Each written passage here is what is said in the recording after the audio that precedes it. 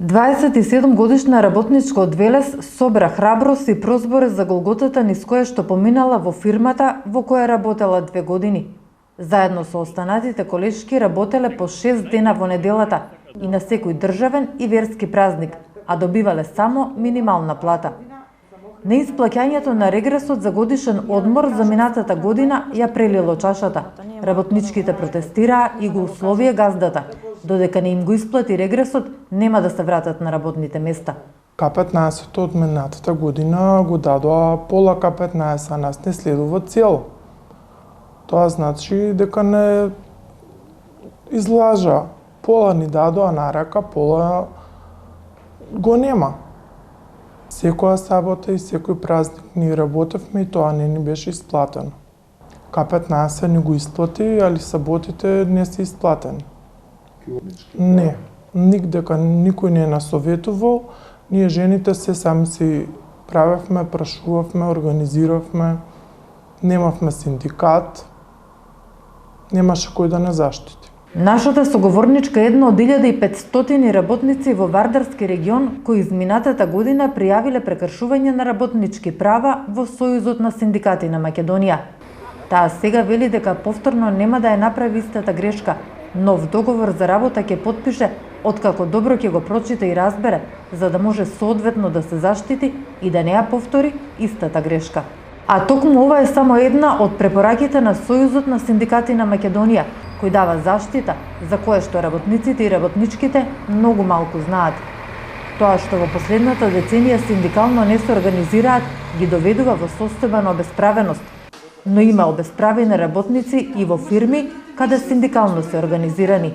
Таму или синдикалните лидери не се активни, или пак работниците стравуваат да не бидат избркани од работа. Затоа молчат и не пријавуваат прековремена работа, помала плата од минималната, работа за време на државни и верски празници, како и неисплата на К-15. По основ на овие 4 прекршени работнички права, минатата година бесплатна правна помош добиле 14.000 работници во државава од Сојузот на синдикати на Македонија. Во дел од фирмите синдикатот директно преговарал со работодавачите, а онаму каде што не успеал да влезе, работодавачите ги пријавил во Државниот инспекторат за труд. Тоа што ние го правиме и пандемијата што не научи е да поднесуваме пријави по прекршено право по работник, за да не се доведеме во ситуација да Државниот инспекторат за труд донесува едно решение за група на работници. Таков случај имавме во Гевгелискиот регион, кога за 200 работници по пријави од работници донесуваа едно решение и го казнуваа работодавачот само со 700 евра. Сега тоа што го правиме, поднесуваме поединечни пријави за сите работници. Казната од 700 евра по работник, доколку се потврди прекршено работничко право, сериозно ја сватија работодавачите, констатираше Трендафилов. Според кого, за синдикатот е важно работниците и работничките да бидат храбри. Стравот да не се изгуби работното место мора да се надмине, за да не му се остави простор на работодавачот да врши злоупотреба во сопствена полза.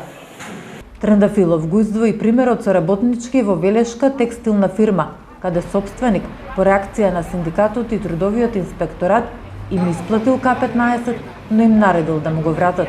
За жал, ниту еден работник не сакал да учествува во организираната акција на ССМ со полицијата и Министерството за труд и социјална политика.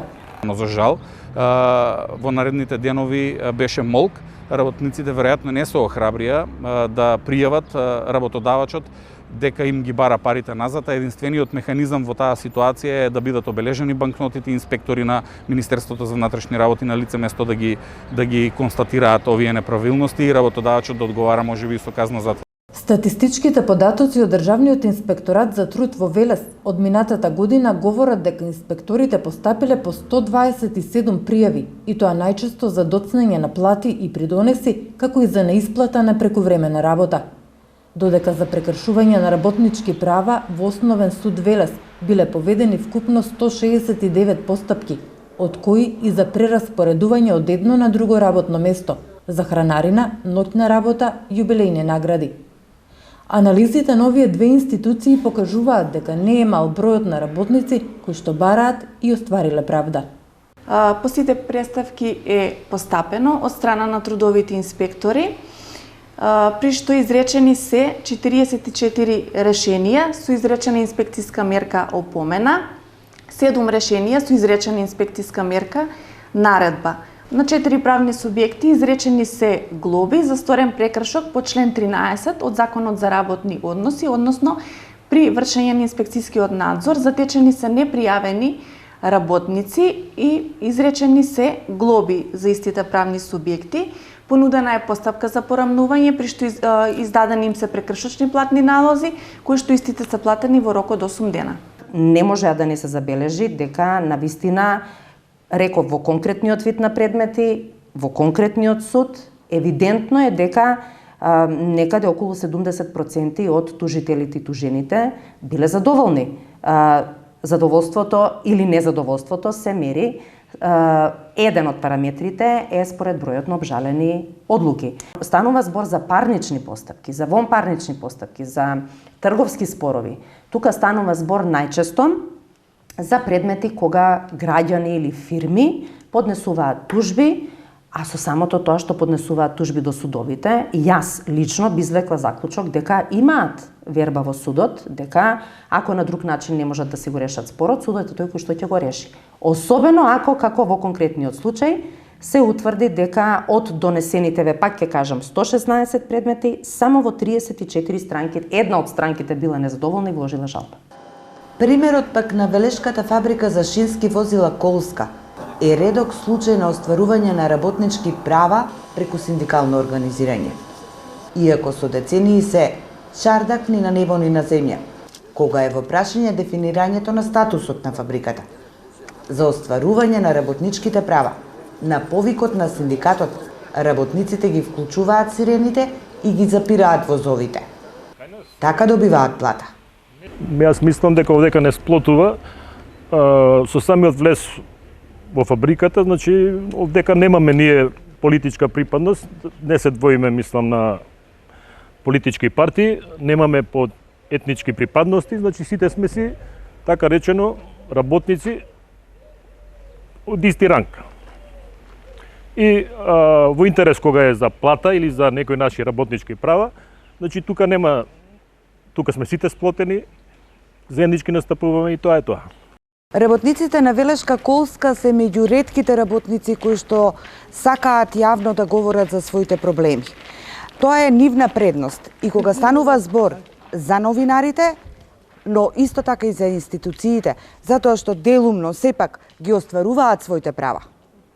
Очигледно е дека во остварувањето на работничките права, македонските работници и работнички потребно е да се охрабрат и да им се спротистават на работодавачите, затоа што Законот за работни односи е на нивна страна.